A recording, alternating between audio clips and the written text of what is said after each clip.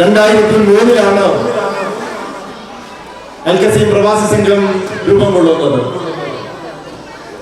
ഇക്കഴിഞ്ഞ വർഷങ്ങളിലാകെ അൽകസീം പ്രവിശ്യയിലെ നിരവധി ജീവകാരുണ്യ പ്രവർത്തനങ്ങൾ ഏറ്റെടുത്തുകൊണ്ട് സാംസ്കാരിക പ്രവർത്തനങ്ങൾക്ക് നേതൃത്വം നൽകുന്നതിന് വേണ്ടി സംഘടനയ്ക്ക് കഴിഞ്ഞത് നിങ്ങളുടെയൊക്കെ ആത്മാർത്ഥമായ പിന്തുണ ലഭിച്ചതുകൊണ്ടാണ്. സ്വാഭാവികമായും പ്രവാസികളെ സംബന്ധിച്ചിടത്തോളം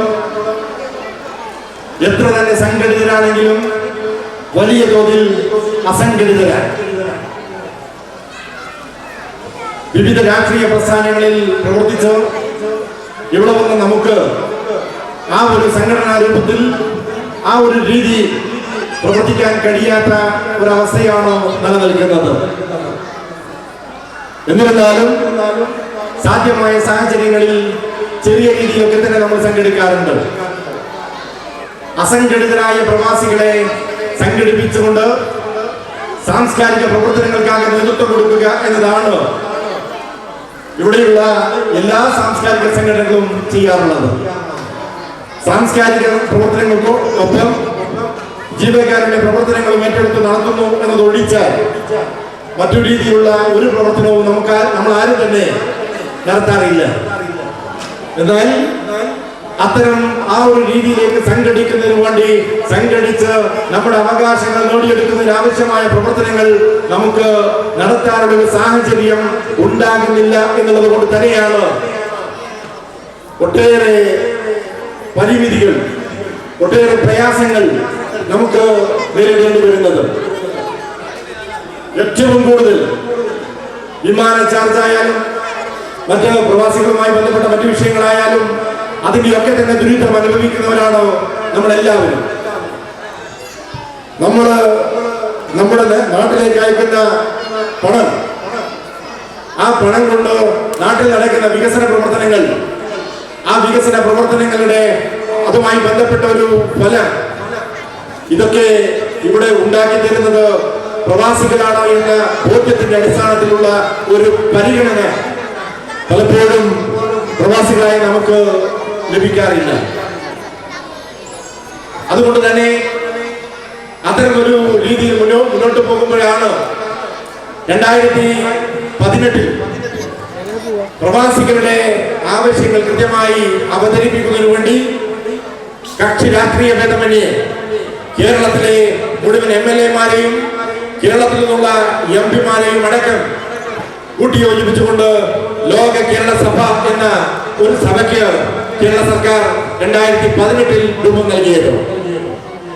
അതിന്റെ 4 സമ്മേളനങ്ങൾ നടന്നു കഴിഞ്ഞു.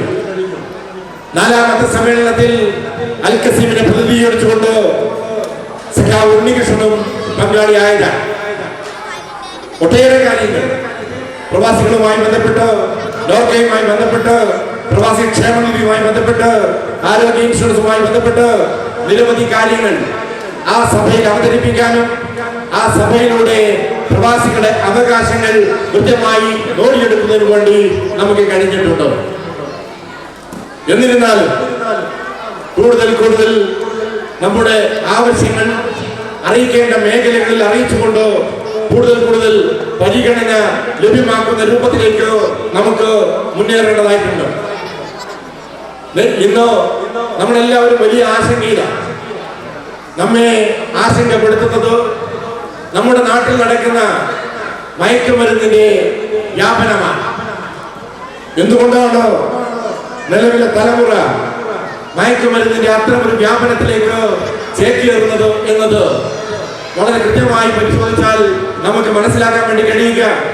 കഴിഞ്ഞ കാലങ്ങളിൽ നമ്മളിപ്പോ ഇവിടെ നടത്തുന്നത് പോലെയുള്ള സാംസ്കാരിക പ്രവർത്തനങ്ങൾ പോലും നാട്ടിൽ നടക്കുന്നില്ല. ആ അത്തരമുള്ള സാംസ്കാരിക പ്രവർത്തനങ്ങളിലേക്ക് നമ്മുടെ യുവതലമുറയെ വ്യാപൃതരാക്കുന്നതിന് വേണ്ടി പലപ്പോഴും നമുക്ക് കഴിയാതെ പോകുന്നു എന്നുള്ളതാണ്. നമ്മുടെയൊക്കെ തന്നെ ചെറുപ്പകാലത്ത് വളരെ കൃത്യമായി വായനശാലകളിലൂടെ മറ്റ് സാംസ്കാരിക പ്രവർത്തനങ്ങളിലൂടെ നമ്മളെല്ലാവരും വ്യാപരിച്ചിരുന്നത് അത്തരം സാംസ്കാരിക പ്രവർത്തനങ്ങളിലാണ്. എന്നാൽ യുവതലമുറയിലെ വലിയ വിഭാഗം അത്തരം പ്രവർത്തനങ്ങളിൽ നിന്നാകെ വിട്ടുനിൽക്കുന്ന ഒരവസ്ഥയാണ് നിലനിൽക്കുന്നത്. നമ്മെ സംബന്ധിച്ചിടത്തോളം നമ്മെ ഏറ്റവും കൂടുതൽ വ്യാകുലപ്പെടുത്തുന്നതും അത് തന്നെയാണ്. എല്ലാ പ്രവാസികളും കുടുംബസമേതം ഇവിടെ താമസിക്കുന്നവരല്ല. എന്നാൽ ഒറ്റയ്ക്ക് താമസിക്കുന്ന, അതോടൊപ്പം തന്നെ കുടുംബമായി താമസിച്ചാൽ പോലും നമ്മുടെ മക്കൾ നാട്ടിൽ വസിക്കുമ്പോൾ ആ മക്കളെ ആകെ ഇന്ന് കാണുന്ന ഇത്തരം രീതിയിലേക്ക് മാറാതെ സാംസ്കാരിക പ്രവർത്തനങ്ങൾക്കൊപ്പം നിലനിർത്തി പോകുന്നതിന് ആവശ്യമായ കടിഞ്ഞാൻ നമുക്ക് നഷ്ടപ്പെട്ടുകൊണ്ടിരിക്കുകയാണ്. ആ ഒരു കടിഞ്ഞാൻ തിരിച്ചു പിടിക്കേണ്ടതായിട്ടുണ്ട്. അത്തരം കടിഞ്ഞാണുകൾ തിരിച്ചു പിടിക്കുന്നതിന് വേണ്ടി ഇത്തരം ആഘോഷ പരിപാടികളിൽ നമ്മൾ നടത്തുന്ന സാംസ്കാരിക പ്രവർത്തനങ്ങൾ വലിയൊരളവ് വരെ സഹായകരമാണ്. നിങ്ങൾക്ക് എല്ലാവർക്കും അറിയുന്നത് പോലെ അൽ ഖസീം പ്രവാസി സംഘം ഒരു രാഷ്ട്രീയ പ്രവർത്തനമല്ല നടത്തുന്നതെങ്കിൽ പോലും അൽ ഖസീം പ്രവാസി സംഘത്തിനായാലും, റിയാദിൽ പ്രവർത്തിക്കുന്ന കേളിക്കായാലും, ജിദ്ദയിൽ പ്രവർത്തിക്കുന്ന നവോദയക്കായാലും, ദമാമിൽ പ്രവർത്തിക്കുന്ന നവോദയക്കായാലും കൃത്യമായ രാഷ്ട്രീയ കാഴ്ചപ്പാടുണ്ട്. ഇടതുപക്ഷ കാഴ്ചപ്പാടാണ്. സ്വാഭാവികമായും ഇടതുപക്ഷ കാഴ്ചപ്പാട് മുന്നിൽ വെച്ചുകൊണ്ടാണ് ഈ പ്രവർത്തനങ്ങളാകെ നടത്തുന്നത്. നേരത്തെ അധ്യക്ഷൻ സൂചിപ്പിച്ച പോലെ തന്നെ ജീവകാരുണ്യ പ്രവർത്തനങ്ങൾക്ക് മുൻതൂക്കം നൽകുന്ന വലിയ തോതിലുള്ള പ്രവർത്തനം മറ്റു പ്രദേശങ്ങളിലും നടക്കുന്നുണ്ട്. കഴിഞ്ഞ 8 വർഷക്കാലമായി കേളി നടത്തുന്ന രക്തദാനം, ഹജ്ജിന് മുന്നോടിയായാണ് അത്തരമൊരു രക്തദാനം കേളി നടത്തി പോരുന്നത്. ഇന്ന് 2000 അടുത്തു വരുന്ന യൂണിറ്റ് രക്തം ഒരു ക്യാമ്പിൽ വിവിധ പ്രദേശങ്ങളിൽ, റിയാദിലും പരിസര പ്രദേശത്തുമുള്ള 5 ക്യാമ്പുകളിൽ നിന്നായി സൗദി ആരോഗ്യ മന്ത്രാലയത്തിന് നൽകുന്നതിന് വേണ്ടി കഴിഞ്ഞിട്ടുണ്ട്. ഇത്തരത്തിലുള്ള നിസ്വാർത്ഥമായ പ്രവർത്തനങ്ങളാകെ ഏറ്റെടുത്ത് നടത്താൻ സഹായകരമാകുന്നത് ഇടതുപക്ഷ മനസ്സും അതോടൊപ്പം തന്നെ അതിനാവശ്യമായ സംഘാടനവും നിലനിർത്തി പോരുന്നു എന്നതുകൊണ്ടാണ്. സ്വാഭാവികമായും ഇവിടെ അത്തരത്തിലുള്ള പ്രവർത്തനങ്ങളാകെ നടത്തുന്നതിന് വേണ്ടി നിങ്ങളുടെ എല്ലാവരുടെയും സഹകരണം ഉണ്ടാകണമെന്നാണ് ഈ ഒരു അവസരത്തിൽ സൂചിപ്പിക്കാനുള്ളത്. ഞങ്ങളുടെ മാതൃപ്രസ്ഥാനത്തിന്റെ ദേശീയ സമ്മേളനം ഇപ്പോൾ കഴിഞ്ഞു. മാതൃപ്രസ്ഥാനത്തിന്റെ ദേശീയ സമ്മേളനത്തിൽ ഫലസ്തീനു വേണ്ടി ഐക്യദാർഢ്യം പ്രകടിപ്പിച്ചുകൊണ്ടുള്ള ക്യാമ്പയിൻ നടത്തുകയുണ്ടായി. ആ ക്യാമ്പയിന് നേതൃത്വം നൽകിയ ഈ ദേശീയ സമ്മേളനം തെരഞ്ഞെടുത്ത ദേശീയ ജനറൽ സെക്രട്ടറി, ഇതിനു മുമ്പ് അദ്ദേഹം യുവജന പ്രസ്ഥാനത്തിന്റെ അമരത്തിരുന്ന സമയത്താണ് ക്യൂബയിലേക്ക് ഭക്ഷണ സാമഗ്രികൾ കയറ്റിക്കൊണ്ടുള്ള കപ്പലുമായി അദ്ദേഹം ക്യൂബ സന്ദർശിച്ചത്. അദ്ദേഹത്തെ തന്നെ ഈ കഴിഞ്ഞ ദേശീയ സമ്മേളനത്തിൽ സെക്രട്ടറിയായി തെരഞ്ഞെടുത്തു എന്നത് ഞങ്ങൾക്കാകെ ഏറെ ആവേശം നൽകുന്ന ഒന്ന് തന്നെയാണ്. ഞാൻ സൂചിപ്പിക്കുന്നത് ജീവകാരുണ്യ പ്രവർത്തനം എന്ന് പറയുന്നത്, അതോടൊപ്പം തന്നെ അതുമായി ബന്ധപ്പെട്ട ഇത്തരത്തിലുള്ള ഐക്യപ്പെടലും ഐക്യദാർഢ്യ പ്രവർത്തനവും എന്ന് പറയുന്നത് ഞങ്ങളുടെ ആകെ രക്തത്തിൽ അണിഞ്ഞിച്ചേർന്നിട്ടുള്ളതാണ്. ആ പ്രവർത്തനങ്ങൾ നടത്തുമ്പോൾ ആ പ്രവർത്തനങ്ങളെ പർവ്വതീകരിച്ച് കാണിക്കേണ്ട, അല്ലെങ്കിൽ അതിനനുസരിച്ച് പ്രചരണം നൽകേണ്ട മാധ്യമങ്ങൾ ഏത് രൂപത്തിലാണ് പ്രവർത്തിക്കുന്നത് എന്ന് നിങ്ങൾക്ക് എല്ലാവർക്കും അറിയാം. ഏറ്റവും അവസാനം നടന്ന ചൂരൽമല ഭൂകമ്പവുമായി ബന്ധപ്പെട്ട് 2 ഗ്രാമങ്ങളാകെ ഇല്ലാതെയായപ്പോ നമ്മളെല്ലാവരും അവിടെ ടൗൺഷിപ്പുമായി ബന്ധപ്പെട്ട പ്രവർത്തനങ്ങൾ നടത്തുന്നതിനോ മറ്റ് ദുരിതാശ്വാസ പ്രവർത്തനങ്ങൾ നടത്തുന്നതിനോ സഹായം നൽകിയവരാണ്. അൽ ഖസീം പ്രവാസി സംഘം 10 ലക്ഷം രൂപയാണ് ആ ഒരു ഫണ്ടിലേക്ക് നൽകിയത്. കേളി 1 കോടി രൂപയാണ് നൽകിയത്. നാട്ടിലെ യുവജന പ്രസ്ഥാനം ആക്രി പെറുക്കി അത് വിറ്റ് 20 കോടി രൂപയാണ് അത്തരം ഒരു പ്രവർത്തനത്തിന് വേണ്ടി നൽകിയത്. സ്വാഭാവികമായും ഈ പ്രവർത്തനങ്ങളാകെ ഒരു വശത്ത് നടക്കുമ്പോൾ അതിനെയാകെ ഇല്ലാതെയാക്കുന്ന രൂപത്തിൽ, അതിനെയാകെ പത്രീകരിക്കുന്ന രൂപത്തിലുള്ള പ്രചണ്ഡമായ പ്രചരണങ്ങളാണ് അപ്പുറത്ത് നടക്കുന്നത്. അതുകൊണ്ട് തന്നെ ഞാൻ തുടക്കത്തിൽ സൂചിപ്പിച്ച പോലെ സാംസ്കാരിക പ്രവർത്തനങ്ങൾ എല്ലാവരെയും ഒന്നിച്ചു നിർത്തിക്കൊണ്ട് തന്നെ നമ്മുടെ പ്രവർത്തനങ്ങൾ ആകെ ഏറ്റെടുത്തുകൊണ്ട് നമുക്ക് ലഭിക്കേണ്ട അവകാശങ്ങളെ ആകെ നേടിയെടുക്കുന്നതിന് വേണ്ടി, അതോടൊപ്പം തന്നെ നല്ല മനസ്സിലാവുന്നതിന് വേണ്ടിയുള്ള പ്രവർത്തനങ്ങളിലേക്ക് മുഴുവൻ ആളുകളും രംഗത്തുണ്ടാകണമെന്ന് മാത്രമേ അഭ്യർത്ഥിച്ചുകൊണ്ട് ഈ സമ്മേളനം നിങ്ങളുടെ എല്ലാവരുടെയും അനുവാദത്തോടു കൂടി ഉദ്ഘാടനം ചെയ്തതായി അറിയിക്കുകയാണ്. അഭിവാദ്യം.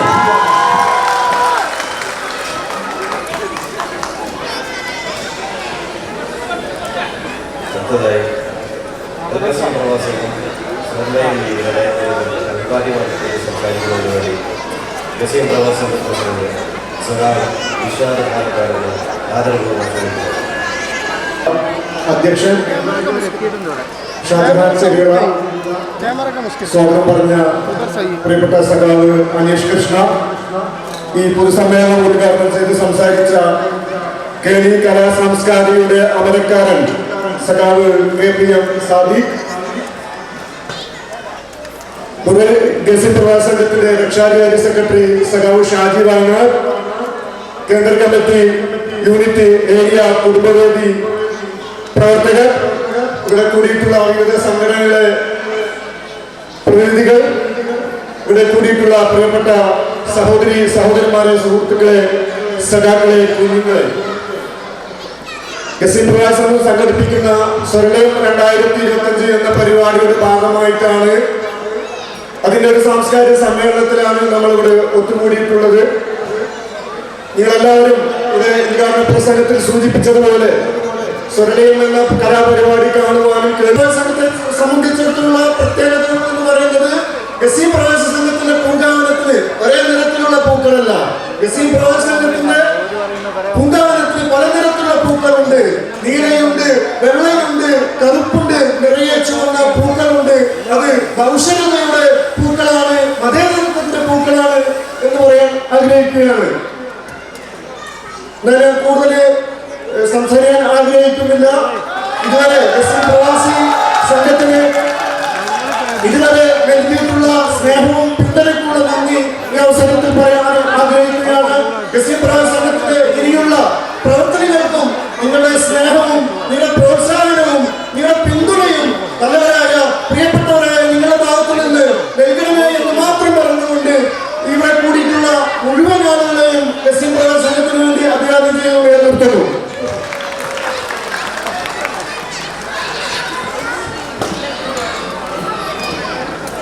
ഗസീം പ്രവാസി സമ്മേളനം യൂണിയനായിട്ട് പ്രതിപാദികൾക്ക് സംസാരിക്കുന്നതിന് വേണ്ടി ഗസീം പ്രവാസി സംഘം ആക്ടിംഗ് സെക്രട്ടറി സഖാവ് മലയാള കേരളത്തിലെ ആദരവ് സംസാരിക്കുന്നു.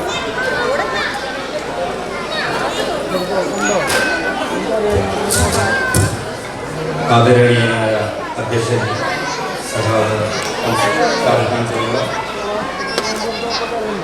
ഉദ്ഘാടകൻ സഖാവ് KPM സാദിഖ്, വേദിയിലിരിക്കുന്ന വിവിധ രാഷ്ട്രീയ സംഘടനാ പ്രതിനിധികൾ, പ്രിയപ്പെട്ട പ്രവാസി സംഘം പ്രതിനിധികൾ, ഇവിടെ കൂടിയിരിക്കുന്ന പ്രേക്ഷകർ, ഉദ്ഘാടന പ്രാസംഗികൻ വളരെ വ്യക്തമായി തന്നെ പ്രവാസി സംഘം എന്ന സംഘടനയെക്കുറിച്ചും സമകാലിക രാഷ്ട്രീയ സാമൂഹിക വ്യവസ്ഥകളെക്കുറിച്ചും വിശദമായി സംസാരിച്ചു.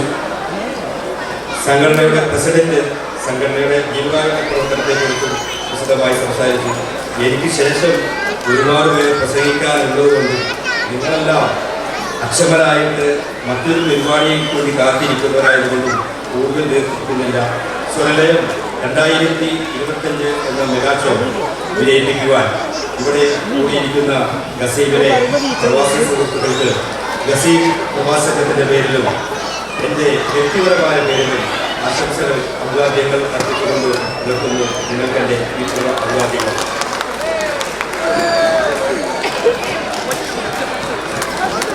അഭിവാദ്യമൊക്കെ സംസാരിക്കുന്നതിന് വേണ്ടി KMCC central committee president vice കാലത്തിന് ആദരപൂർവ്വം